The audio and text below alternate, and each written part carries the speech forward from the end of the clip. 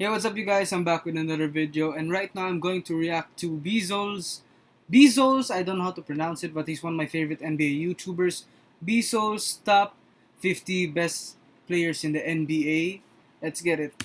As another NBA season comes to a close, it has everyone reevaluating the NBA landscape and where certain players rank. As subjective as it is, these conversations are just commonplace in our community, and as I do every single year, it is time for me to do my own top 50s. Now I can't please everyone, and that's okay. That's okay. It's my list. Hope y'all enjoyed the show, but just a couple of disclaimers before we start. Number Okay, one, I respect. can't rank Klay It's his Thompson. list. This list is assuming everyone is fully healthy, but I just can't Okay. rank Klay Thompson when I haven't seen him for 2 straight seasons. I just can't. Also, I highly encourage y'all to focus more on Alright, the that's respectable. tiers players belong in rather than the actual order itself, because I understand that a lot of these spots are extremely debatable. Also, just keep in mind if there are two players and one is at the end of a tier and another is at the beginning of another, that probably still means they're interchangeable even if I have them in two different tiers. But with that being said, let's start it off, man. Let's start it off 50 through 41. At number 50, we have Fred VanVleet. Okay, Fred 49, VanVleet. Michael Porter Jr. 48, Miles Turner. 47, Ben Simmons. 46, Pascal Siakam. 45, Tobias Harris. 44, Draymond Green. 43, CJ McCollum. 42, Malcolm Brogdon. And 41, DeMar DeRozan. So let Uh, okay, that was kind of quick. Uh, uh, I didn't expect Ben Simmons to be in the top 40s. I honestly thought he was going to be in the 20s, like 20 to 30. And Siakam too, like in the top 30s at least. But okay, let's see. talk about the elephant in the room when it Hmm. comes to this part of the list, and that is Ben Simmons. Yeah, Ben Simmons. Ben I wanna know. Simmons is 47 on my list. Ben Simmons just last year was still in conversations for being a top 20 player in the league because of his impact on a lot of areas when it comes to basketball. But let's just stop, man. Let's just stop. Enough is enough. While yes, when you analyze his game, you can really see that his only weakness is shooting. But every single year, it has become the downfall of his team. To say that Ben Simmons' only weakness is shooting is really undermining the importance of shooting slash scoring the basketball and what that means for the limitations of the lineups and scenarios Ben Simmons can succeed in. So let's just come to the reality that Ben Simmons was just never as good as we thought he was. And if I am proven wrong in the next year or two, then I will say I am wrong, but until then, Ben Simmons to me is at 47. But anyways, let's talk about the other I'll notable have him names in at this part of the like list. 25. Michael Porter Jr. cracks the top 50 for the first time after a season where he averaged 19 points and 7 rebounds, while He shooting had a solid 54% from the season, field and but 45% from 3, while his production okay. didn't slip too bad in the playoffs as well. CJ McCollum is a player that moved down a decent amount to me, as his deficiencies as a defender just keep on getting more and more detrimental to his team's success. Malcolm Brogdon also finds himself in the top 50 after a season where he averaged 21, 6, and 5 on some really good shooting splits. Now let's move on to 40 That's a to good 31. year At though. number 40, Those are we good have De'Aaron stats. Fox. 39, LaMelo Ball.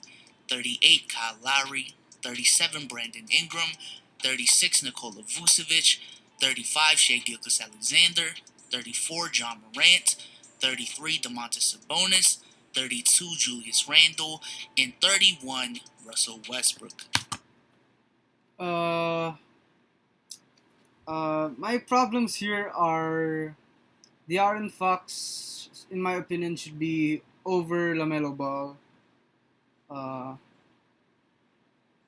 yeah, I honestly think that De'Aaron Fox should be over Lamelo Ball, and Russell Westbrook at 31. I expected him to be like a 24, top 24 type player. Man, the disrespect on Westbrook is just insane, bro. It's just insane. Crazy man, but I am really high on LaMelo Ball. On Ingram too. On Ingram too. I think Ingram should be like a 32. Fortunately, the Charlotte Hornets were not able to make the playoffs last year, primarily due to LaMelo Ball suffering an injury in the middle of the season. But what LaMelo showed us after he was given the keys as a starter was phenomenal. To give y'all some Facts. perspective, in that Okay, facts. Lamelo Ball is amazing. He's fun to watch. He's an amazing player, though. He's an amazing player. stretch, LaMelo Ball averaged roughly 20 points. But I still stand with De'Aaron Fox being. I still stand that De'Aaron Fox should be over Lamelo. Well, because he had more experience. Well, I don't know. It's his list. It's his list. It's his list.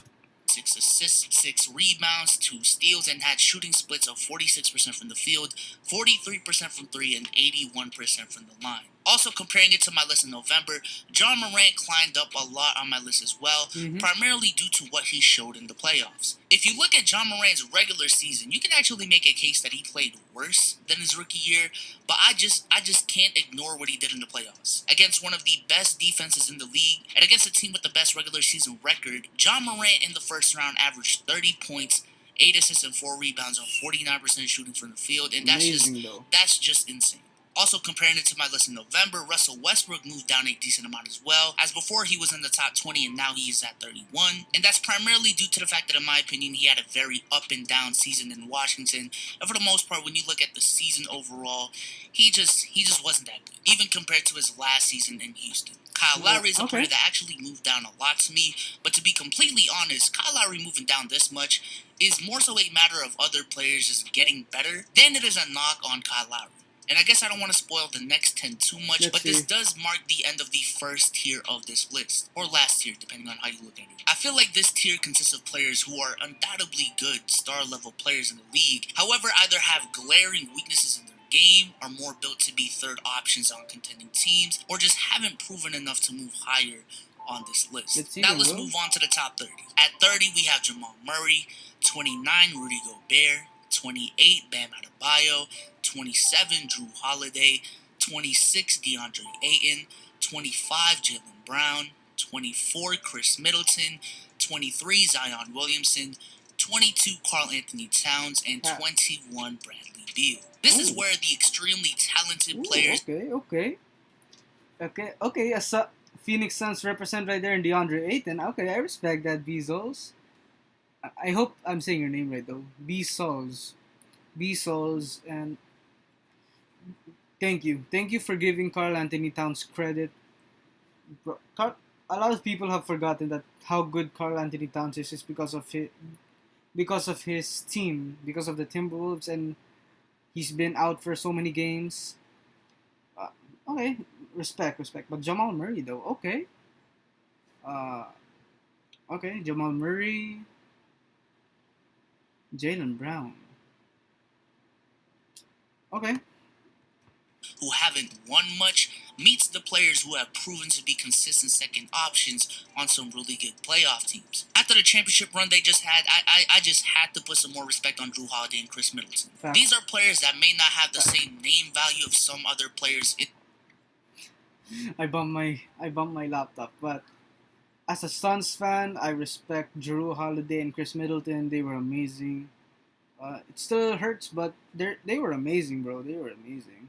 Even this part of the list, but they literally just proved to me that they can at the very least, be a second or third option on a championship caliber team and actually were that on a championship winning team. As far as my DeAndre Ayton placement, honestly, that could bite me later down the line as a recency bias pick. But I truly do believe that DeAndre Ayton's ability to be a really effective pick and roll big while having a scoring repertoire that's just not putbacks and lay-ins, at the efficiency he's doing it as well, is a separator to me between the likes of a Rudy Gobert or a Bam Adebayo. And I haven't even talked about his defensive capabilities as well. Also, despite Jaylen Brown being 4 spots away from players like Devin Booker, Trae Young, and Bradley Beal, I do believe that the order I decided to go with makes it seem like he's not, but I truly do believe he is in that class of players. And now we get into the top 20. At number 20, we have Trae Young, 19, Devin Booker, 18, Zach LaVine, 17, Jimmy Butler,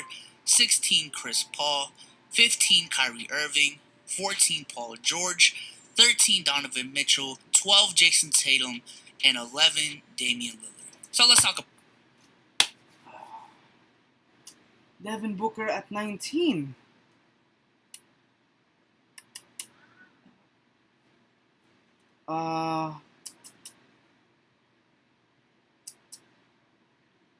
Yeah. Come on, bro. Like, Devin Booker's probably the third best shooting guard in the league right now, bro. Come on. Well, it's BSOLZ's list. Gotta respect that. Devin Booker and Trae Young moved up tremendously to me after the playoff runs that they just had. We already knew that they were really talented players, and they had the numbers to back it up, but for them to go out there in the playoffs and be pivotal parts to some really deep playoff runs was all the validation I needed for me to move them up this high. And a guy that I am willingly jumping the gun on, and I'll die on this hill until I'm proven otherwise, is Zach LaVine, and how I believe Zach LaVine is just as good as these guys, despite not winning as much as them last year. Let me just remind you guys that Zach LaVine just came off a year where he averaged 27, 5, and 5 on insane 51, 42, 85 splits. In terms of scoring the basketball, 50, those are Kevin Durant, Steph Curry-esque splits. Those are insane. But also as a community, if we were able to turn our heads more on the empty stats moniker that were given to Trae Young and Devin Booker, because they were able to win when given the right pieces, I don't know why we can't also make that same leap for Zach LaVine, and why we have to wait until he's put in that position instead of just making that claim right now. Donovan Mitchell rose a significant amount on my list as well. Number one, don't ever tell me Rudy Gobert is the best player on the Jazz. Just stop. It's Donovan Mitchell's team. I don't know why we've been overthinking it too much. It's Donovan Mitchell's team. Jimmy Butler to me moved down a decent amount too after having a horrendous playoff series against the Bucks in the first round this year. He's still a great player. I'm not going to say he's trash or anything like that, but I do think in retrospect, we did overrate him a little bit after the 2020 playoffs. It is what it is. It is what it is. But now, let's get into my top 10, man. Let's get into my top 10. At number 10, we have Anthony Davis. Okay. Number 9, Joel Embiid. Number 8, James Harden. Number 7, Nikola Jokic. Number 6, Luka Doncic. Number 5, Stephen Curry. Number 4, LeBron James. Number 3, Kawhi Leonard. Gonna be number 2, 1. Kevin Durant. And number 1, Giannis Antetokounmpo. Here we are, man. My top 10 players in the league, and honestly, the only thing that I disagree with the top 10 is... No, wait. I think this is actually good. Okay, this is agreeable. Okay. Top 50 list is right in front of your eyes, assuming everyone is healthy aside from Klay Thompson, like I mentioned in the beginning of this video. Look, I just want to say this. I think in all of my years watching the NBA, and even studying the NBA landscape before, I started watching the NBA, I don't think the gap between the 10th best player in the league and the best player in the league has ever been this small. Let me just remind you guys that Joel Embiid and Nikola Jokic, who I have at 7 and 9, were the 2 prime candidates for the MVP this year, with Jokic actually winning it.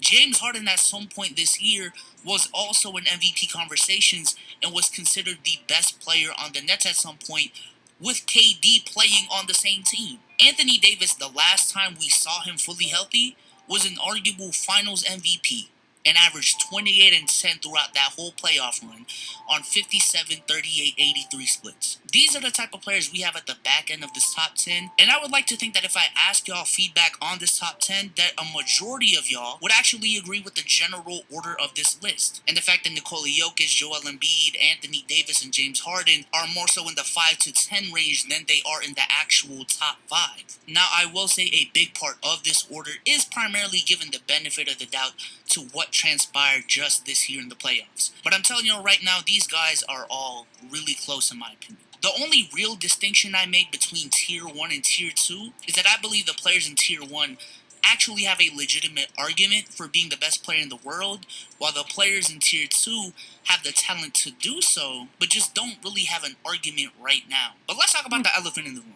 Let's talk about the elephant in the room, because for the last 4 or 5 years, the conversation for the best player in the world has primarily been LeBron James, Stephen Curry, Kevin Durant, and Kawhi Leonard. And right now, as you can see on your screen, I have one Giannis Antetokounmpo as the best player in the world. Look, if you walked up to me and said KD's better or Kawhi's better, I would not give you that much pushback. I just won't. I'd give a little bit more pushback if you came up to me and said LeBron and Steph are better right now. But even then, I see it. But if you asked me what Giannis needed to do to prove that he is the best player in the world, he did it. Yes, were there circumstances that may have aided him to get to the finals? Yes. But based off of the path he was given, the circumstances he was dealt with, he performed just as well as you can ask, Respect. if not more. Before we talk about the playoffs, let's talk about his regular season because honestly, it's just been swept under the rug because he won the MVP the last 2 years and there was a lot of voter fatigue. But in the regular season, Giannis averaged 28 points, 11 rebounds, 6 assists while shooting 57% from the field, playing all defensive first team caliber defense, and led the Bucks to the 3rd seed in the Eastern Conference. And then he comes into the playoffs and elevates his performance from that Giannis already was insane dominant, regular bro. season, as he averaged 30 points, a playoff leading 13 rebounds a game, accompanied by 5 assists, while again shooting 57% from the field throughout that whole run, and more specifically in the NBA Finals against a Phoenix Suns team who in the regular season had a record on pace to win 58 games and had the 3rd best defense in the playoffs and was just on a roll going into the finals. Giannis against that team in the finals averaged 35, 13, and 5 on 62% shooting from the field. Played. Bro, that alley-oop, that Drew Holiday to Giannis alley-oop, bro, that broke me, bro. I honestly videotaped my reaction. I didn't, bro. I was speechless. I was just speechless. It was just heartbreaking, bro. But respect to Giannis though.